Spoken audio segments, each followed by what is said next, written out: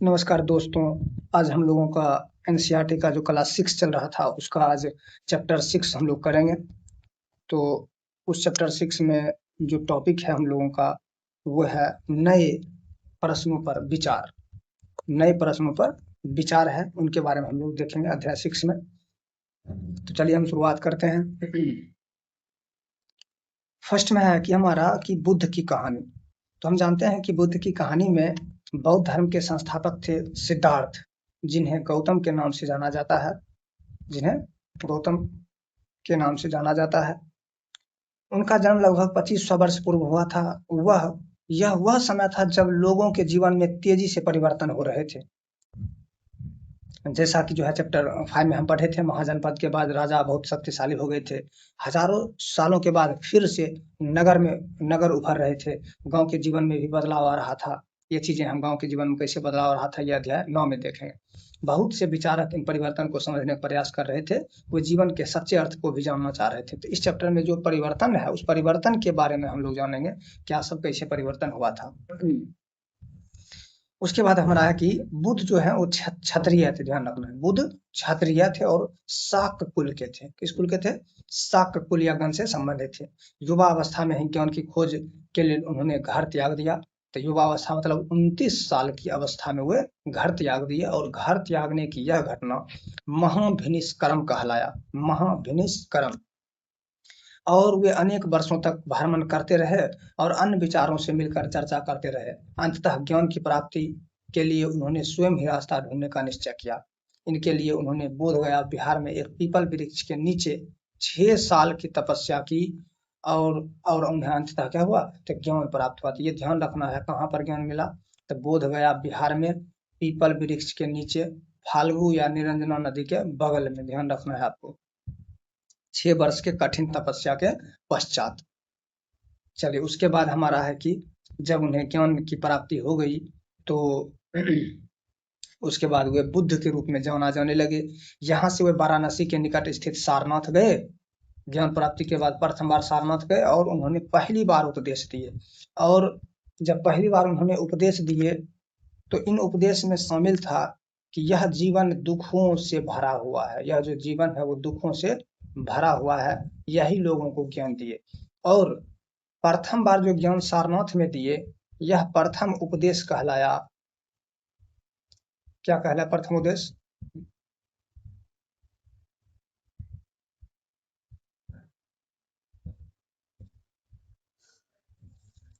कुशीनारा में मृत्यु से पहले शेष जीवन उन्होंने पैदल ही एक स्थान से दूसरे स्थान तक तय किया और लोगों को शिक्षा देने में वो व्यतीत रहे। इनके बारे में शॉर्ट में हम जाने तो इनका जो जन्म हुआ था नेपाल के लुम्बिनी में 563 में हुआ था। ज्ञान की प्राप्ति बोधगया में बोधि वृक्ष यानी पीपल वृक्ष के नीचे हुआ। प्रथम उपदेश दिए। इस प्रथम उपदेश को कहा गया धर्म चक्र परिवर्तन। क्या कहा गया पहला उपदेश को? धर्म चक्र परिवर्तन। और घर त्याग को कहा गया महाभिनिष्कर्म। महाभिनिष्कर्म कहा गया।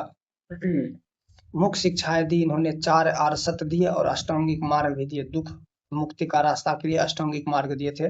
और महापरिनिर्वाण मतलब मृत्यु जो है 80 वर्ष की अवस्था में कुशीनारा में हुआ था। उत्तर प्रदेश में है कुशीनारा।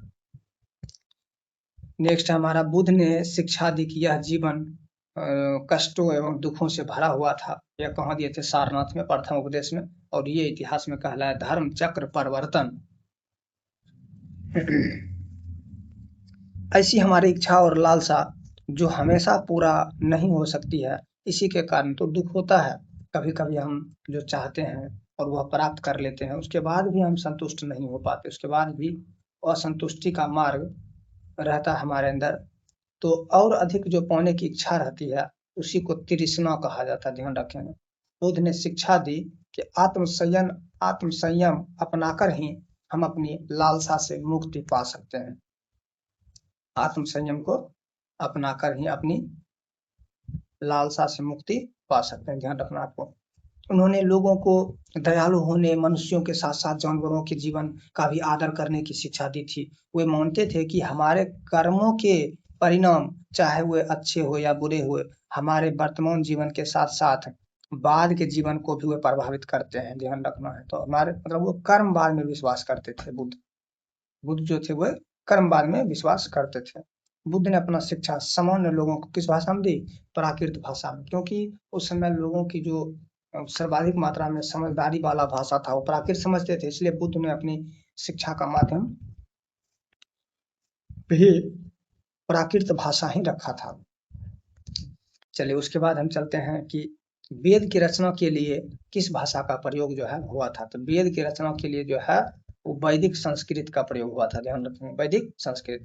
बुद्ध ने कहा कि लोग किसी शिक्षा को केवल इसलिए नहीं स्वीकार करें कि यह उनका उपदेश है, बल्कि वे अपने विवेक से मापें और फिर उन्हें ग्रहण करें। नेक्स्ट है किस्सा गोमती की कहानी। किस्सा गोमती की कहानी में आपको ध्यान रखना है कि एक जो था, एक स्त्री था, उसका जो है स्त्री का पुत्र मर गया था और वह इस बात से इतनी दुखी हुई कि अपने बच्चे को गोद में लेकर नगर नगर घूम कर लोगों से प्रार्थना करने लगी कि उनके पुत्र को कोई जीवित कर दे। एक भला व्यक्ति जो है उसको बुद्ध के पास लेके गया और बुद्ध ने कहा कि मुझे एक मुट्ठी सरसों का बीज ला कर दो, मैं तुम्हारे पुत्र को जीवित कर दूंगा। तो किस्सा गोमती जो है बहुत प्रसन्न हुई। जैसे ही वह बीज लाने के लिए जाने लगी तभी बुद्ध ने उन्हें रोका और कहा कि ये बीज ऐसे घर से मांग कर लाओ जहाँ किसी की मृत्यु नहीं हुआ हो। तो किस्सा गोमती एक दरवाजे से दूसरे दरवाजे जो है वो दरवाजे तक गई, लेकिन जहां भी गई उन्होंने पाया कि हर घर में किसी न किसी की मृत्यु हुई है, चाहे उनके पिता हो, भाई हो, बहन हो, पत्नी, बच्चे, चाचा चाची, उनके परिवार में किसी न किसी की मृत्यु हुई थी। तो इस बात से जो है स्पष्ट है कि मृत्यु जो है वो सत्य है भाई, मृत्यु अटल सत्य है, इसको कोई टाल नहीं सकता है। चलिए उसके बाद है हमारा उपनिषद। उपनिषद की बात करें तो उपनिषद का शाब्दिक अर्थ होता है गुरु के समीप बैठना। गुरु के समीप बैठना होता है। कई ऐसे विचार का संकलन उपनिषद में हुआ है। उपनिषद उत्तर वैदिक ग्रंथों का हिस्सा था, ध्यान रखेंगे। तो मृत्यु के बाद के जीवन में कुछ जानना चाहते थे, कुछ व्यक्ति यज्ञ की उपयोगिता के बारे में जानना चाहते थे, कुछ लोगों का, चिंतकों का कहना था कि इस विश्व में कुछ तो है जो एक अस्थायी और जो मृत्यु के बाद भी बचा रहता है जीवन। तो इन सारी चीजों का अध्ययन करने के लिए वे उपनिषद का पठन पाठन करने लगे थे। तो उन्होंने अपने वर्णन आत्म, ब्रह्म और सार्वभौम आत्मा के रूप में क्या वे मानते थे कि अंततः आत्मा और ब्रह्म एक ही है।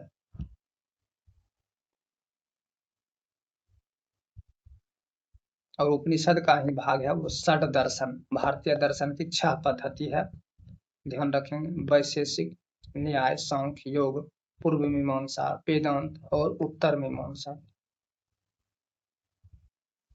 तो ये 6 है, ध्यान रखेंगे। चलिए उसके बाद हमारा है नेक्स्ट कुछ पॉइंट्स है, जैसे कि टोटल उपनिषद 108 है, पुराण जो है वो 18 है। उसके बाद उपनिषद से हमें जानकारी मिलती है कर्म की, पुनर्जन्म की, मोक्ष की, और अहम ब्रह्मास्मि, डेट मीन्स मैं ही ब्रह्म हूँ, इस बात की जानकारी जो है उपनिषद से मिलती है। चलिए उसके बाद कुछ पॉइंट्स और है, जैसे कि इन चर्चाओं में भाग लेने वाले अधिकांश पुरुष ब्राह्मण राजा होते थे। मतलब उपनिषद की चर्चाओं में भाग लेने वाले अधिकांश पुरुष ब्राह्मण एवं राजा होते थे। कभी कभी गार्गी, अपोला, घोषा, मैत्री जैसे स्त्री विचारक का भी उल्लेख मिलता है, ध्यान रखें। अपनी विद्वता के लिए जानी जाती थी ये सब, और वाद विवाद में ये भाग लेते थे। तो गार्गी, अपोला, घोषा, मैत्रेय ये सब क्या थे? स्त्री विचारक थे। और जो निर्धन व्यक्ति थे इस वाद विवाद में कम ही हिस्सा लेते थे।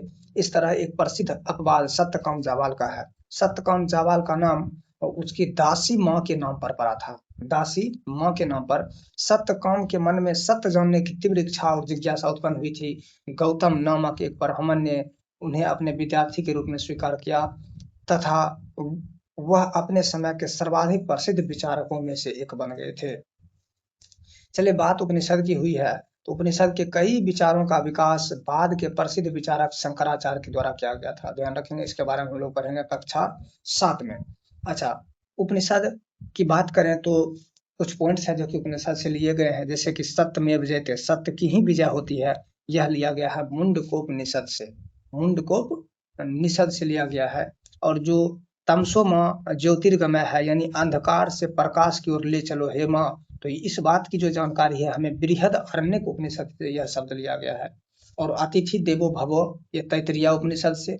वसुधैव कुटुंबकम, ये महोपनिषद से लिया गया है, पूरी धरती ही मेरा परिवार है। यम नचिकेता संवाद जो है वो कठोप उपनिषद से लिया गया है, ध्यान रखेंगे। कठोप उपनिषद से यम नचिकेता, महोपनिषद से वसुधैव कुटुंबकम, तैतरेय से अतिथि देवो भव, बृहदारण्यक से तमसोम ज्योतिर्गमय, मुंडकोपनिषद से सत्यमेव जयते ली गई है। चलिए आगे बढ़ेंगे। नेक्स्ट हम लोग, नेक्स्ट है व्याकरणविद माननी। तो आपको ध्यान रखना है कि जो है माननी जो थे वो व्याकरणविद थे, संस्कृत भाषा के व्याकरण की रचना इन्होंने किया था। और उन्होंने जो है संस्कृत भाषा के प्रयोग के नियम लघु सूत्र के रूप में लिखे थे। लगभग 3000 साल, 3000 लगभग जो है वो सूत्र लिखे थे, तो ध्यान रखना है। पाणिनि क्या थे? तो व्याकरणविद थे। चलिए अब है हमारा नए खोज में जैन धर्म के बारे में। तो जैन धर्म की बात करें तो इसी युग में लगभग 2500 वर्ष पूर्व जैन धर्म के 24वें और अंतिम तीर्थंकर बने वर्धमान महावीर ने अपने विचारों का प्रसार किया। वह बज्जी संघ के लक्षवी कुल के एक क्षत्रिय राजकुमार थे। ध्यान रखना है, बज्जी संघ के लक्षवी से संबंधित थे। महावीर जो थे जैन धर्म को किस कुल से थे? लक्षवी से थे, क्षत्रिय राजकुमार थे। इस संघ के विषय में अध्याय 5 में हम लोग पढ़ चुके हैं, लक्षवी कुल के बारे में। टोटल बज्जी में 8 संघ थे, उसमें से लक्षवी में से थे महावीर। और 30 वर्ष की आयु में उन्होंने घर छोड़ दिया और जंगल में रहने लगे। 12 वर्ष की कठिन तपस्या के बाद जो है उन्हें ज्ञान की प्राप्ति हुई। ध्यान रखना है, 12 वर्ष की कठिन तपस्या के पश्चात। उनकी शिक्षा सरल थी। सत्य जानने की इच्छा रखने वाले प्रत्येक स्त्री व पुरुष को अपना घर छोड़ देना चाहिए था, यही उनकी शिक्षा थी। उन्होंने अहिंसा के नियमों का कड़ाई से पालन करना चाहिए, इस बात पर जोर दिए थे। अर्थात किसी भी जीव को जो है वो कष्ट नहीं देना चाहिए और ना ही उसकी हत्या करनी चाहिए। महावीर स्वामी का कहना था कि सभी जीव जीना चाहते हैं, सभी के लिए जीवन प्रिय है। महावीर ने भी अपनी शिक्षा का माध्यम प्राकृत भाषा को ही बनाया था, क्योंकि उस समय आम लोगों की भाषा ही प्राकृत थी। यही कारण है कि साधारण जन भी उनके और अनुयायियों की शिक्षा को समझ सके। देश के अलग अलग हिस्सों में प्राकृत अलग अलग रूप में प्रचलित थे। प्रचलन के आधार पर ही अनेक अलग अलग नाम थे। मगध में बोले जाने वाली भाषा प्राकृत मगधी कहलाती। जैन नाम से महावीर के अनुयायियों को भोजन के लिए भिक्षा मांगकर सादा जीवन बिताना होता था। ध्यान रखिए, जैन नाम से जाने गए महावीर के जो अनुयायी थे वो भोजन के लिए भिक्षा मांगकर ही सादा जीवन बिता सकते थे। उन्हें पूरी तरह से ईमानदार रहना पड़ता था तथा चोरी न करने की सख्त हिदायत थी। उन्हें ब्रह्मचर्य का पालन भी करना होता था। अच्छा, ब्रह्मचर्य को किसने जोड़ा था? 5वें आर्य सत्य के रूप में इसको महावीर स्वामी ने जोड़ा था। ध्यान रखिए, पुरुषों को वस्त्र सहित सब कुछ त्याग करना पड़ता था। चलिए अब कुछ पॉइंट्स है, जैसे कि महावीर स्वामी का जन्म लगभग 2500 वर्ष पूर्व हुआ था, बिहार के वैशाली में, कुंडग्राम वैशाली में हुआ था। इनके बचपन का नाम वर्धमान था। उन्होंने 30 वर्ष की अवस्था में घर त्याग दिया और 12 साल की कठिन तपस्या किए और शिक्षा में 5वें रूप में महाभारत के पालन को जोड़े थे। ये आपके ब्रह्मचर्य को जोड़े थे महावीर स्वामी। चलिए उसके बाद हमारा है, अच्छा 5 जो महाभारत था उनमें से था सत्य, अहिंसा, अस्त्य, अपरिग्रह और 5वां था ब्रह्मचर्य। सत्य मतलब हो गया हमेशा सत्य बोले, अहिंसा मतलब हिंसा ना करे, अस्त्य मतलब झूठ ना बोले, अपरिग्रह मतलब धन संपत्ति जमा ना करें और ब्रह्मचर्य का पालन करें। इनका जो महापरिनिर्वाण हुआ था 72 वर्ष की अवस्था में पावापुरी में हुआ था।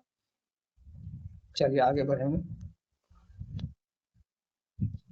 पावापुरी का मतलब राजगीर में, और पावापुरी 5 पहाड़ी से घिरी हुई थी, ये भी ध्यान रखें। उसके बाद हमारा है कि अधिकांश व्यक्तियों के लिए ऐसे कड़े नियम का पालन करना बहुत कठिन था, फिर भी हजारों व्यक्तियों ने इस नए जीवन शैली को जानने और सीखने के लिए अपने घरों को छोड़ दिया। कई अपने घर पर ही रहे और भिक्षु भिक्षुनी बने रहे, लोगों को भोजन प्रदान करके उनकी सहायता करते रहे। मुख्यतः व्यापारियों ने जैन धर्म का समर्थन किया था, ये बात आपको ध्यान रखना है। व्यापारी वर्ग जो भी थे वो जैन धर्म को समर्थन दिए थे।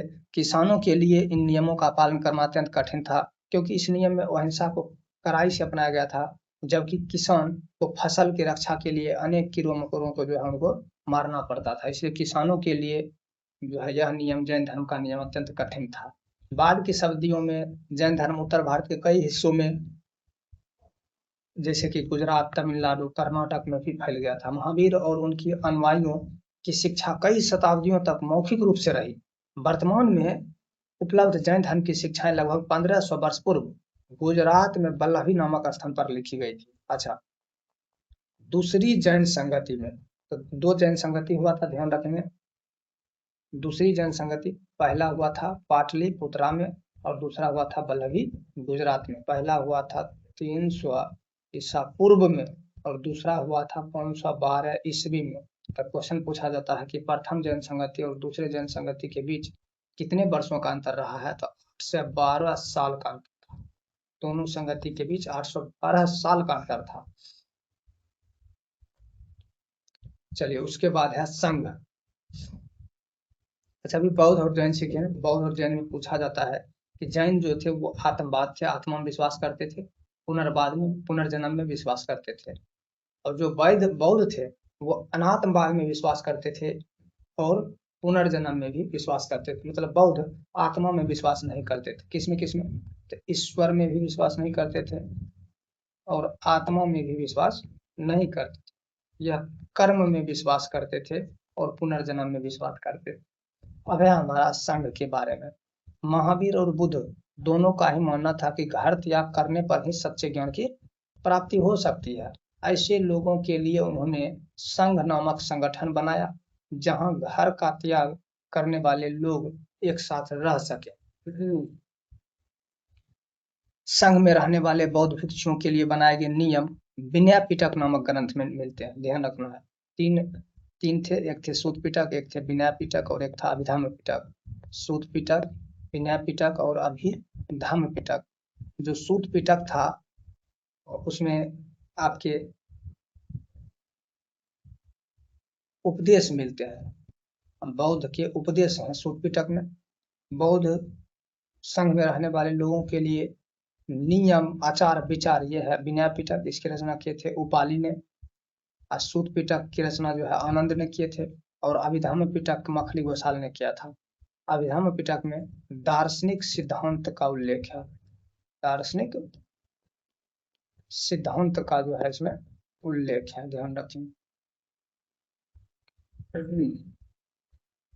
चलिए, उसके बाद है हमारा, हालांकि संघ में प्रवेश के लिए जो है बच्चों को उसके अपने माता पिता से, दास को स्वामी से, राजा के यहाँ काम करने वाले लोगों को राजा से, कर्जदार को देनदार से जो है अनुमति लेना पड़ता था। और स्त्री के लिए था कि वह जो है अपने पति से अनुमति लेकर जो है इस संघ में शामिल हो सकते थे। संघ में प्रवेश लेने वाले स्त्री पुरुष बहुत सादा जीवन जीते थे। वे अपना अधिकांश समय ध्यान में व्यतीत करते थे और दिन के एक निश्चित समय में वे शहर और गांव में जाकर भिक्षा मांगते थे। यही कारण उन्हें भिक्षु और भिक्षुनी यानी साधु का रूप जो है वो दिया गया था।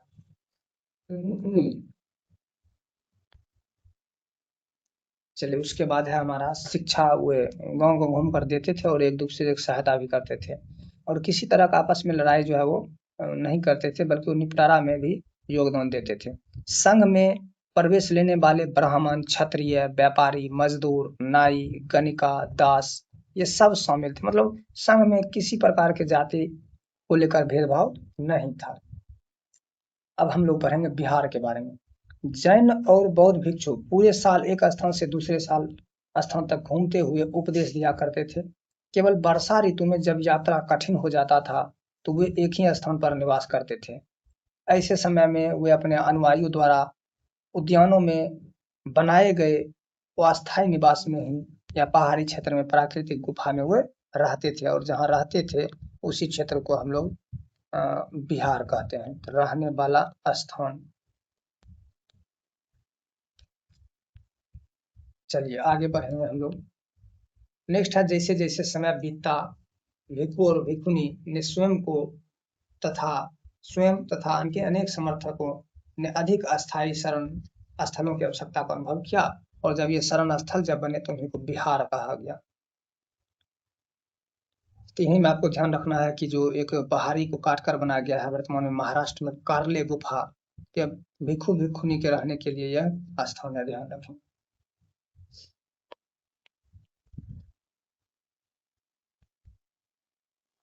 चलिए उसके बाद है कि लकड़ी के बनाए गए और बाद में इन्हें, मतलब शुरुआत में लकड़ी के बने थे और बाद में इनके लिए निर्माण ईंटों का प्रयोग होने लगा था। अब है हमारा कि प्रायः किसी धनी व्यापारी राजा भूस्वामी द्वारा दान में दी गई भूमि पर ही बिहार का निर्माण होता था। स्थानीय व्यक्ति भिक्षु भिक्षुनी के लिए भोजन वस्त्र और दवाइयां लेकर आते थे, जिसके बदले भिक्षु भिक्षुनी उन्हें शिक्षा देते थे। आगे आने वाले शताब्दियों में बौद्ध धर्म उपमहाद्वीप के विभिन्न हिस्सों के साथ साथ बाहरी क्षेत्रों में भी ये फैल गया था। इस समय बौद्ध धर्म की एक नई धारा महायान का विकास हुआ था, ध्यान रखेंगे महायान। यहाँ से चलिए करते हैं थोड़ा क्लियर। 4 बौद्ध संगति हुए थे टोटल। कितने हुए थे? 4 हुए थे। तो पहला जो हुआ था वो राजगीर में, दूसरा हुआ था वैशाली में, तीसरा हुआ था पाटलिपुत्र में, और चौथा हुआ था जम्मू कश्मीर में। अच्छा, जो पहला था वो हुआ था 483 ईसा पूर्व यानी बीसी में, दूसरा 383 बीसी, तीसरा 255 या 50 बीसी, और चौथा हुआ था आपको 0 शताब्दी में, ध्यान रखेंगे कभी कभी 98 ले लेता है। अच्छा, प्रथम में अध्यक्ष थे महाकश्यप, दूसरा में थे सावाकौमी, तीसरा में थे मोगली पुत्र तीस, चौथा में थे अध्यक्ष वसुमित्र थे, ध्यान रखेंगे आपको। अच्छा, यदि पूछा जाए कि शासक कौन थे, तो प्रथम में अजात शत्रु थे, दूसरा में कालाशोक थे, तीसरा अशोक था, चौथा में कनिष्क था, आपको ध्यान रखना है। तो जो दूसरा बौद्ध संगति हुआ था, उस दूसरा बौद्ध संगति में प्रथम बार बौद्ध धर्म 2 भागों में बटा, महासंघिक और एक और था, महासंघिक और एक और था, कुछ बताएंगे। तो ये दोनों में बट गया था, लेकिन हीनयान और महायान में 2 भागों में बटा था, वो चौथे में बटा था।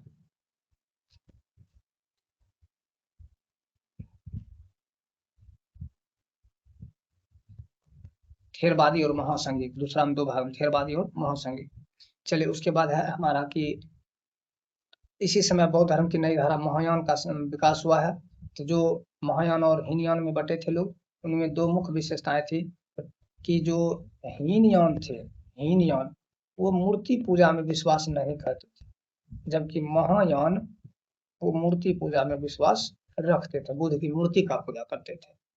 तो पहले बुद्ध की मूर्तियां की उपस्थिति सिर्फ कुछ संकेत के माध्यम से दर्शाई जाने लगी। मिसाल के तौर पर उनका निर्माण प्राप्ति पीपल के पेड़ के मूर्ति द्वारा दर्शाया जाता था। अब बुद्ध की खुद प्रतिमा बनाई जाने लगी वही महायान में, और जो अधिकांश मूर्ति वो मथुरा से प्राप्त हुई है, ध्यान रखेंगे। बुद्ध की अधिकांश मूर्ति कहाँ से प्राप्त हुई है? वो मथुरा से प्राप्त हुई है।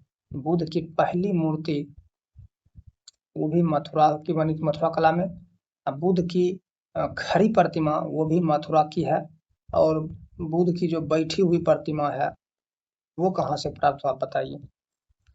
चलिए नेक्स्ट है कि दूसरा परिवर्तन। तो पहला परिवर्तन तो हम देख ही लिए थे, मूर्ति, और दूसरा परिवर्तन था बोधिसत्व में आस्था को लेकर।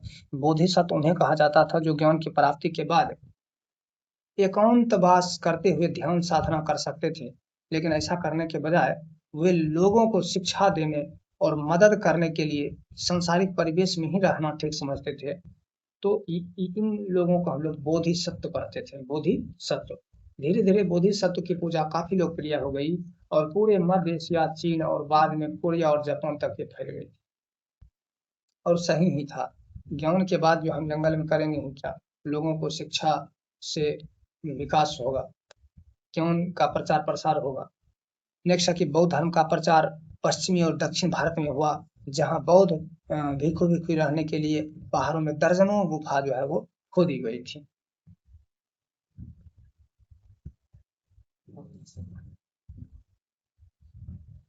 चलिए उसके बाद हमारा है यहाँ से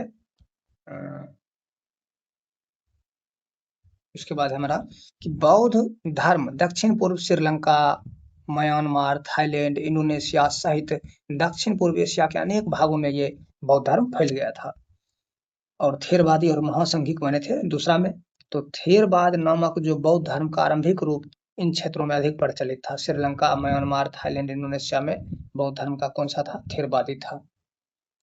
कुछ बौद्ध मठ है जैसे कि आपको ध्यान रखना है, तवांग मठ अरुणाचल प्रदेश में, पोटाला मठ है लहासा तिब्बत में, हेमिस है लद्दाख में, तख्त संग मठ है भूटान में, और जो रुमटेक मठ है वो है सिक्किम में। रुमटेक है सिक्किम में। कुछ तीर्थयात्री भी आए थे जैसे कि चीनी बौद्ध तीर्थयात्री फासियोन आए थे, 1600 साल पहले आए थे। हुएनसांग आए थे 1400 साल पहले। कितने साल पहले? 1400 साल पहले आए थे। और करीब 50 साल के बाद जो है वो इत्सिंग आए थे। ध्यान रखना आपको। चलिए उसके बाद है, उस समय जो शिक्षा का महत्वपूर्ण केंद्र था वो नालंदा था। हुएनसांग और अन्य तीर्थयात्री जो प्रसिद्ध बौद्ध विद्या केंद्र नालंदा में अध्ययन करने आए थे। ध्यान रखना है। उस समय नालंदा के कुलपति कौन थे आपको ये बताना है। नालंदा के कुलपति कौन से थे?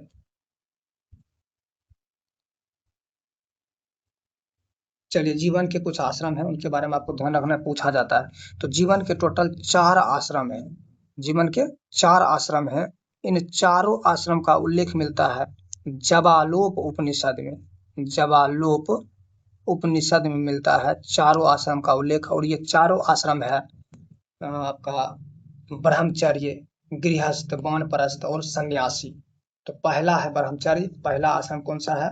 पहला है ब्रह्मचर्य, दूसरा है आपका गृहस्थ, गृहस्थ है, तीसरा है वानप्रस्थ और चौथा है आपका सन्यासी।